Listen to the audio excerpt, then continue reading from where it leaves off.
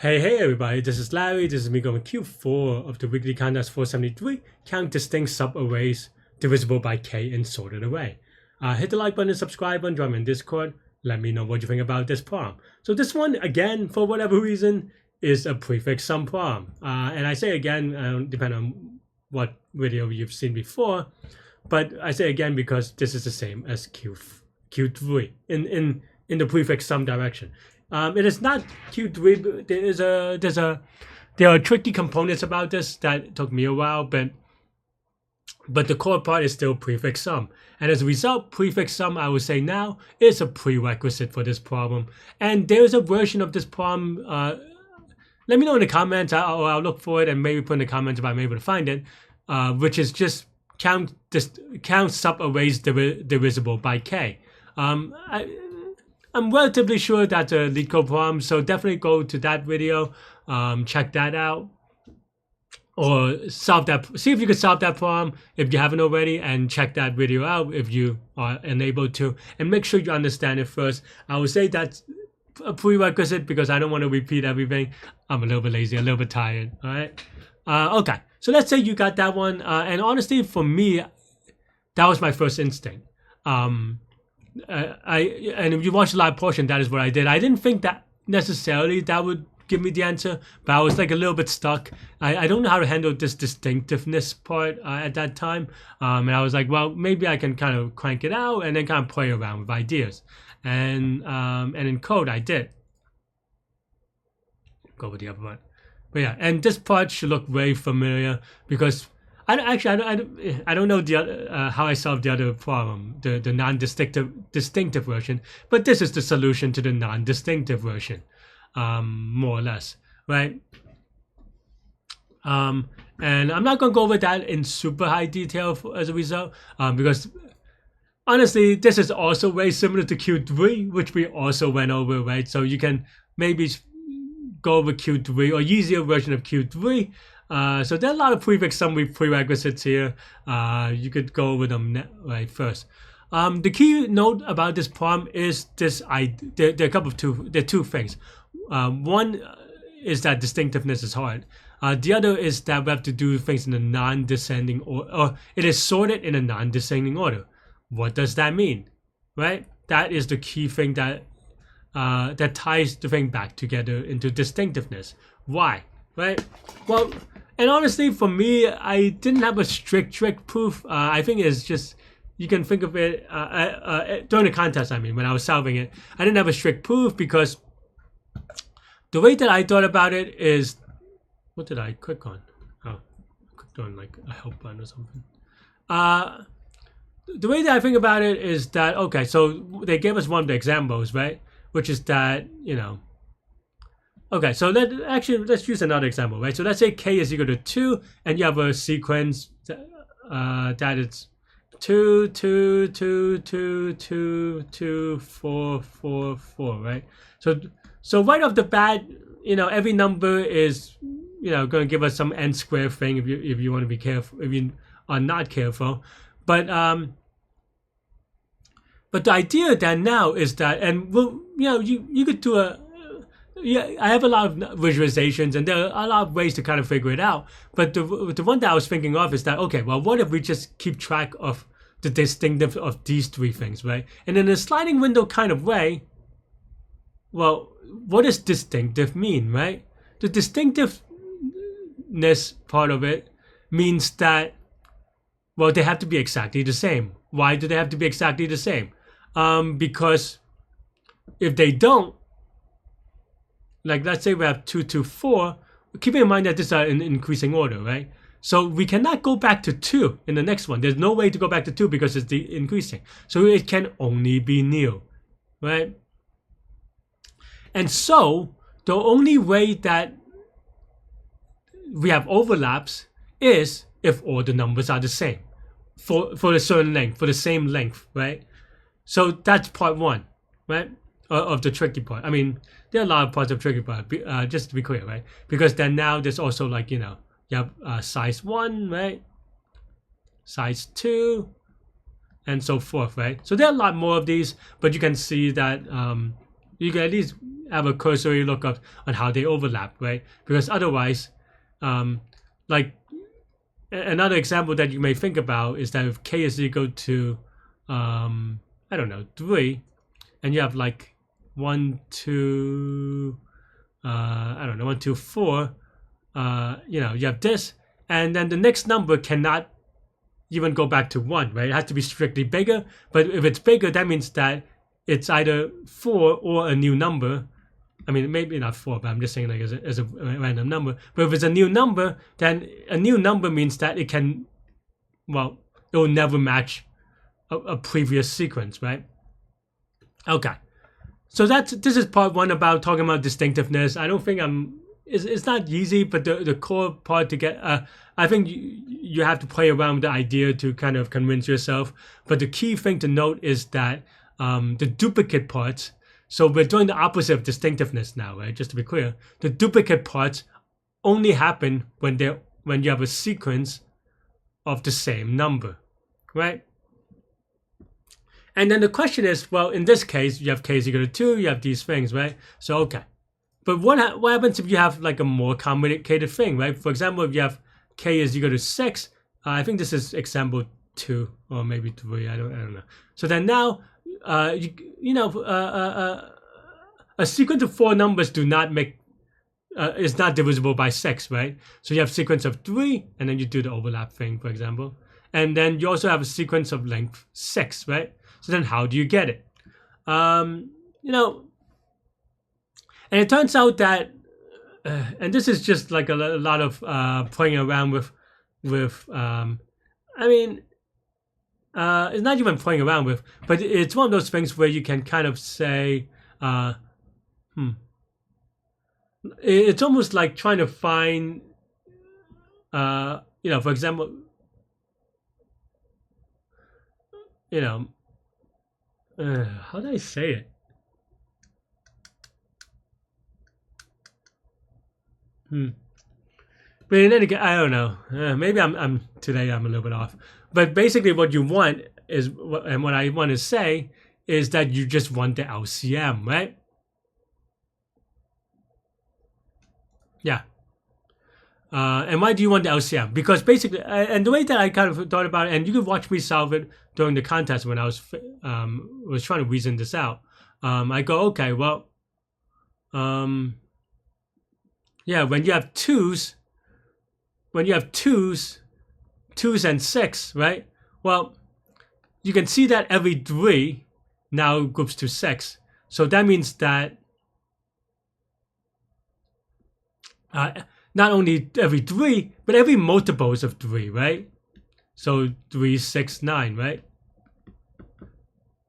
So that's kind of the idea, right? So every 3 groups, or every groups of length 3 of 2s match. So then we have to do the math on 3. You know, you count the number of groups of 3s, and then count groups of 6 and groups of 9s and so forth, right? You can also do another example. For example, if you have like a lot of 5s, and you have k is equal to 7, then now in this case they're relatively prime, so then you want the LCM, which is 35, right?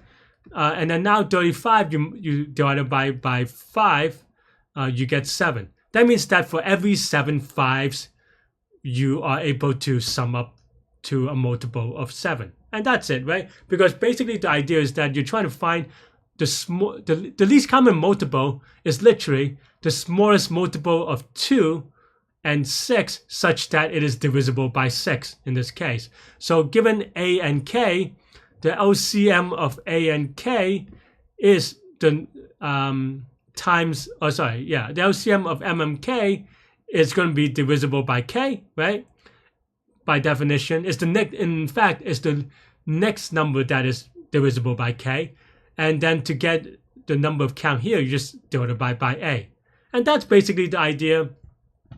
I mean, I'm still going to go over it, but I will defer to my thing. And actually, I drew this out during the contest because I don't know, maybe I should. I think normally I do it out of my notebook, but I wanted to show people at home. But yeah, I go, okay, well, let's say we have a sequence of 6 2s. Well, I think like I actually wrote 7. I don't know if oh no. Yeah. we have 6 2s, right? That means that for every groups of 3, it is a multiple, right? So then how many groups are there? Well, there's 5, right? Because you have 1, 2, 3, 4. Okay, so I guess I did take 7. Whoops. Okay. So let's pretend there's 7 2s.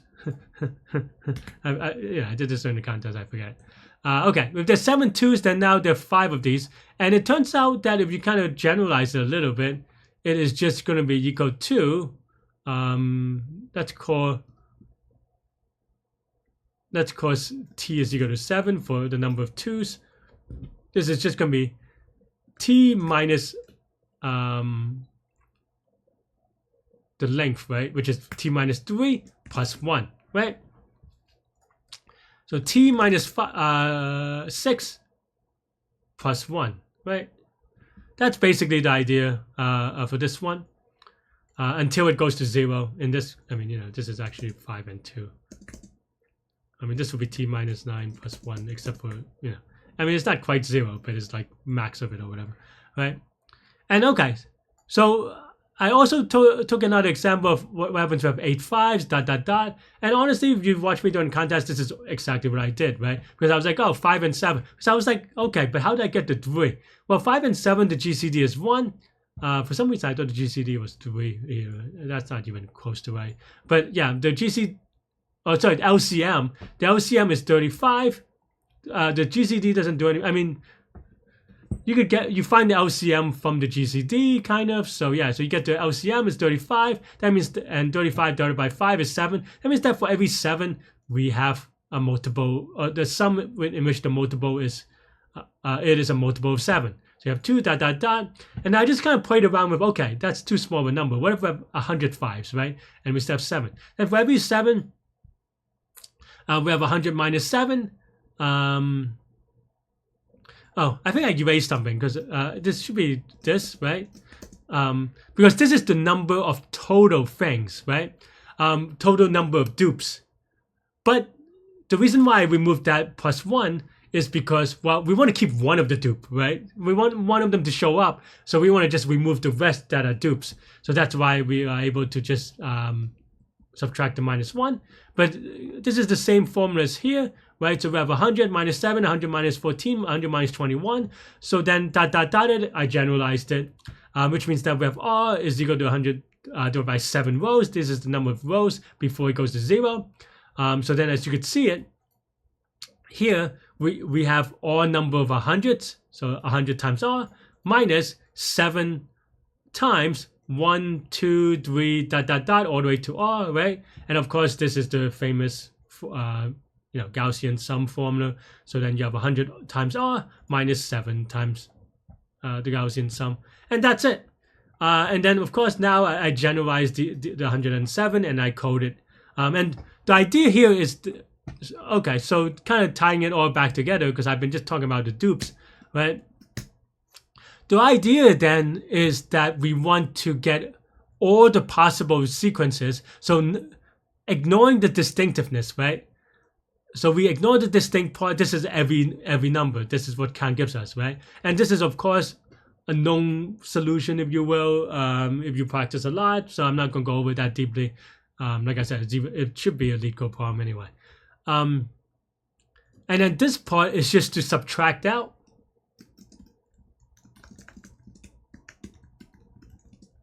And that's it, right? And this is O of 1 per element. So, and this is at most O of n. This is O of n.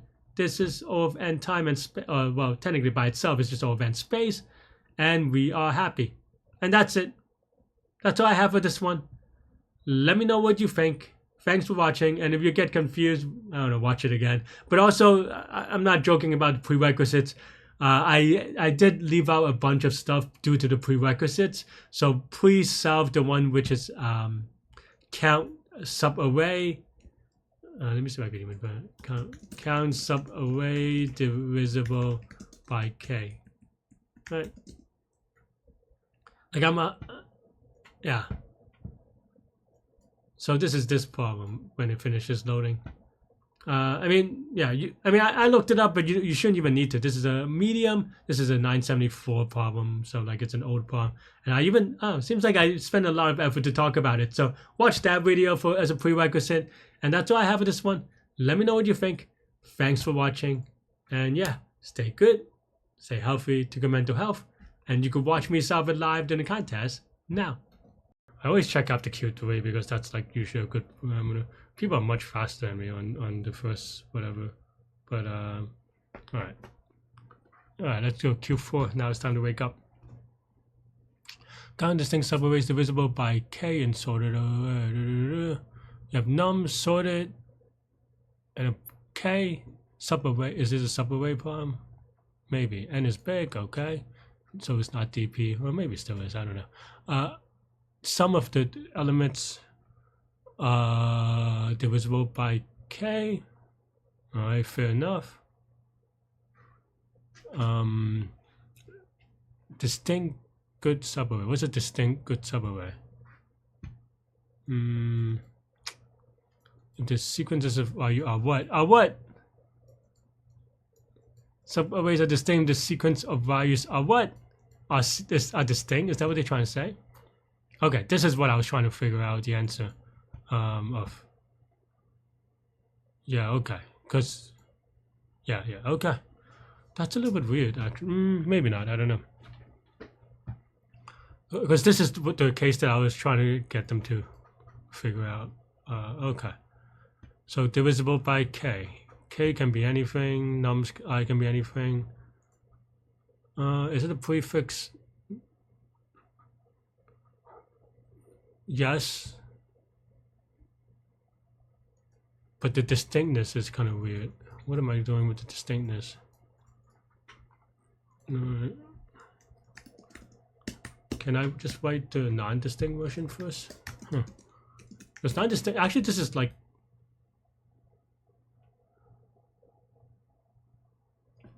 this is literally like Q3 with non-distinct, right? So we have to think about this. I don't know if this is worth doing, honestly, but I just want to at least make sure my idea is reasonable.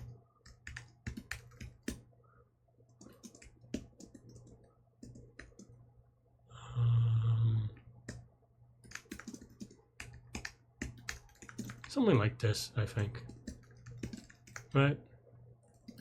And this is not going to be right because we don't care about distinctness. I just want to make sure we it is what I expect, right? Is this right? No, this is wrong even for that. So, oh no, that's just because I forgot that in this problem is different than Q3 because of that reason.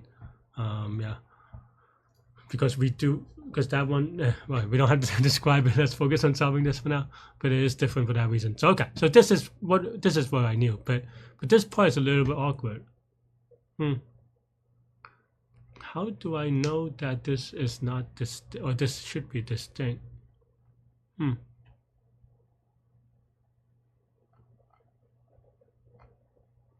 this could be n squared, so we can't really store all of them, because even just here, we could have k is equal to 2, and if we try to store all of them in a set or something, then it's going to be n squared space, which is going to be too slow, right?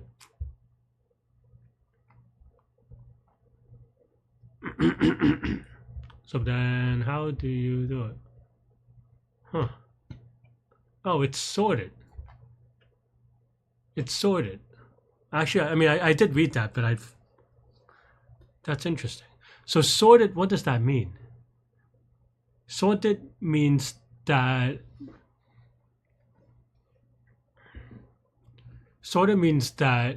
you cannot duplicate it unless all the numbers are exactly the same.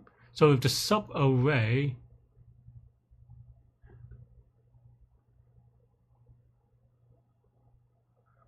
if it's sorted, it also means that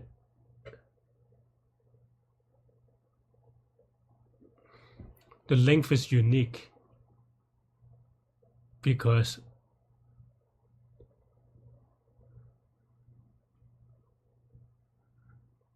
Or we just have to hash on the thing, because there's no, well, this the size is unique for a certain sum, but not for a certain sum mod k. So I have to be careful here. Okay.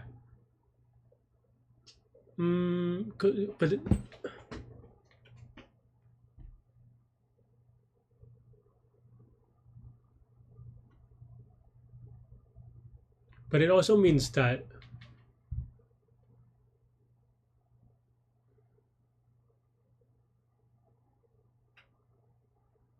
so for the size and the divisor or something like that, it should.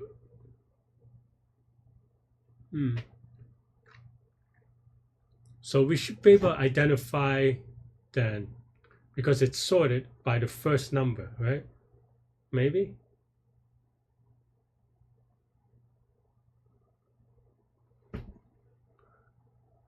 Or the last number, maybe? Is that true? Yes.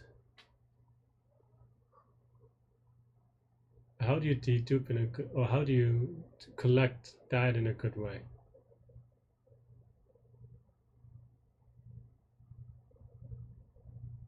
Is that going to be n square in the worst case? Because that's just the size of the thing. So you can't store even just one number, because there's at least an n square possible subarrays. For example, they're all ones and k is equal to 1.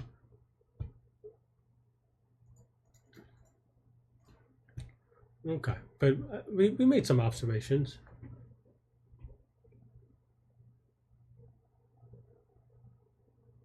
So how would I dedupe this? Current matters. Current matters, maybe. Maybe I have to subtract out something. So it's the current thing.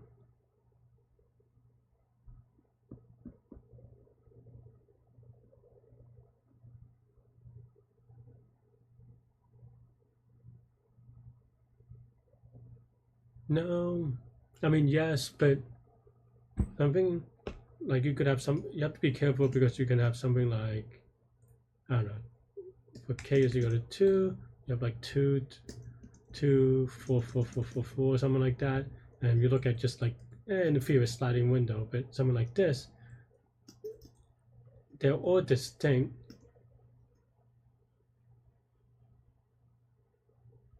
So they're always going to be distinct, minus the ones where it is the same numbers. I guess that's the only thing in which. So can we do, so okay, so maybe we could do this and then subtract them out later. Can I do that?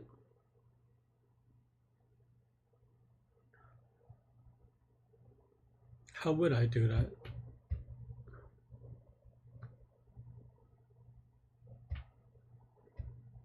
How would you subtract out the duplicates? The dupes all have to be the same, because it is in sorted order. Can I figure out for each number how many dupes it may have? So for x,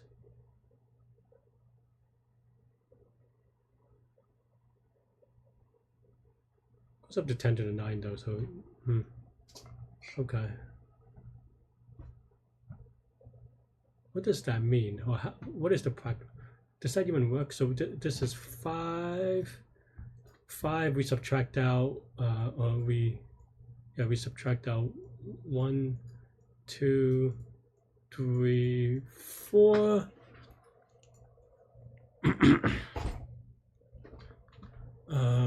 So we have 3 pairs.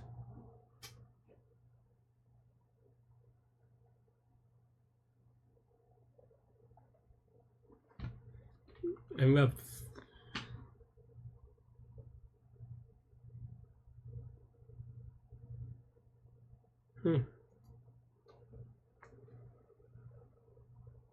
okay.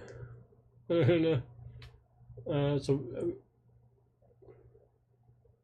okay, so what does this mean, right?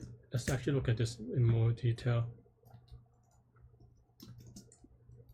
Wow, people got it quickly though, right? I mean, even with cheating, it's still fast. Huh. Maybe I'm just missing something obvious.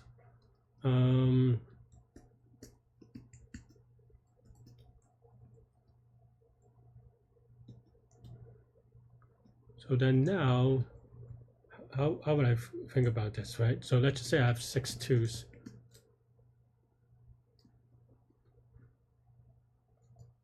So what is that? Or how do I say it? So 12 and 6. So the GCD is 2 or 6.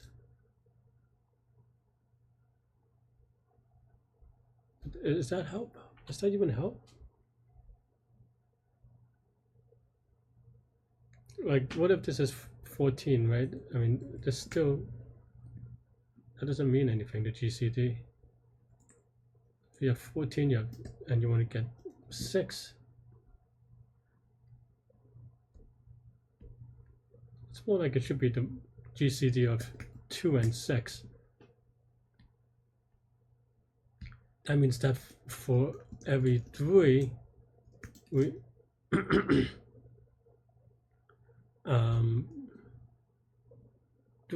well, it's gonna be every 3, and also every 6, and then every 9, and so forth, right? So multiple of 3s, and then do we do like inclusion exclusion? It seems like ridiculously hard. Am I like going down the right path? Right, because every 3.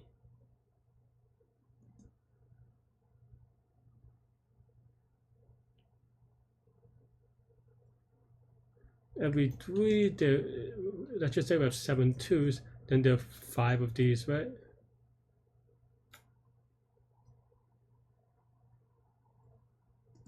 Every 6 we have 2, and then 9 we have, well, none. So then you have this sequence where it is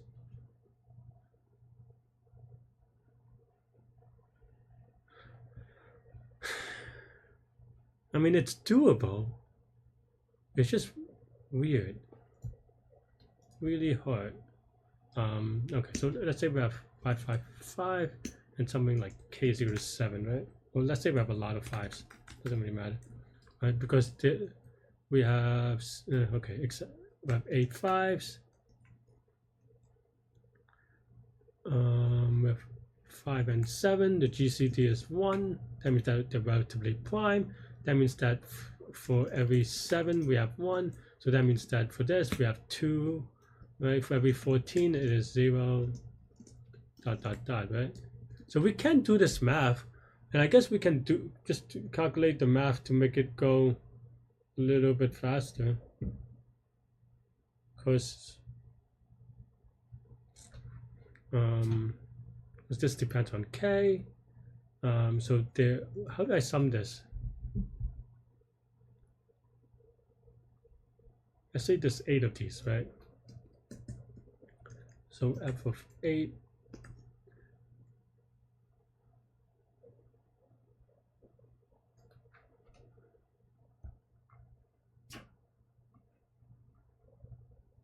also something is weird, because this GCD is 3, that's why we did 3. This GCD is 1, which means that I guess you get the LCM from this. So GCD, the LCM is 6. So the LCM is 6, then you have 3. LCM is 35, so that's why this is 7, right? Okay. But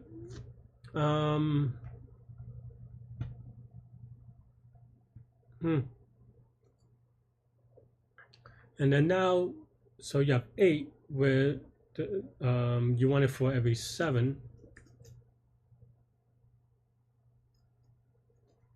Let's say, let's just have a big number for a second. So we have 100. What would that give us? And we, for every 7, this is going to be just 100 minus 7 plus 1. And then 14, it is going to be 100 minus 14 plus 1. 21, right? So so then this is just equal to So there's going to be 100 divided by 7 rows of these, more or less. Maybe I'm off by 1. And then for each row, so R is equal to this, then R is equal to 100, or rather, the total sub. Do I want the +1? I want to actually not include the +1 because the +1 is the count, but we keep one of them so we don't subtract them. So it's going to be this sequence, and then now it's just the summation of 100 times R minus this thing, which is going to be 7 times 1 plus 2 plus 3 plus dot dot dot all the way to R, which is going to be equal to minus 7 times something like this, right? Too lazy to get the parents right, but you get the idea. Is that right?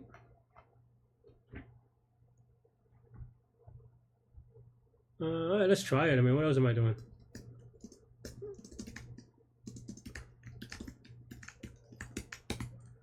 This is assuming that the uniqueness thing is true, right? Time to reclaim that space for now. Okay, so and maybe we're off by 1 here. We have to see, but we can test this. It's not that bad. Go to okay, so LCM for key values in f of items. So then we have LCM of k. Oh, this is bad. The two bad. Name them both k's. I don't know, x. Let's just say k and x. So L is equal to this, and maybe the number, the thing that we care about, t,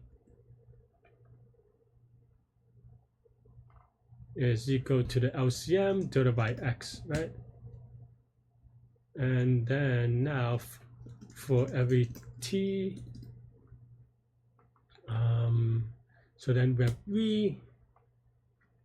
Okay, so R is equal to v divided by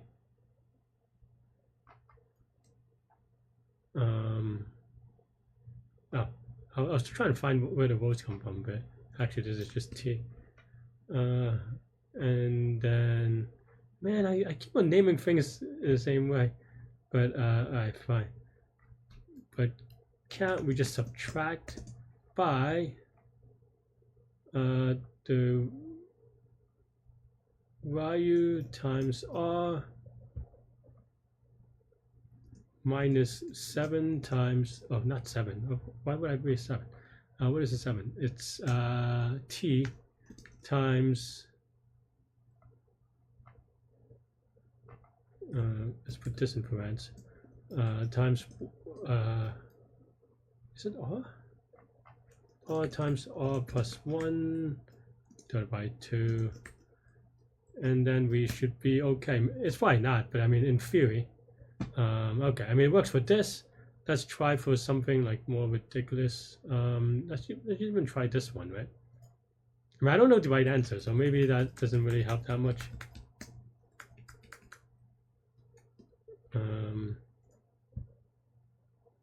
This is also 2. Oh, I guess so, because it's going to be 7 and 14, right? So that seems right, actually, for this. But we can also even add, like,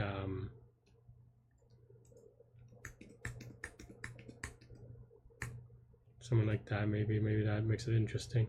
Should be like 419. Oh yeah, I guess so. I don't know if this is right, honestly, but I'm gonna YOLO submit because it's gonna take me way too long to figure that out otherwise. But this is a ridiculous answer, right? I mean, we came up with it, but honest, I don't know. Maybe it is, maybe it's not. But that's a hard problem, for sure. I don't know how to build a guy in like 2 minutes, but I mean. Thanks for watching, everybody. Hit the like button, hit the subscribe button, join me in Discord. Let me know what you think about this problem, this contest, everything in between. Stay good, stay healthy to your mental health. I'll see y'all later. Take care. Bye-bye.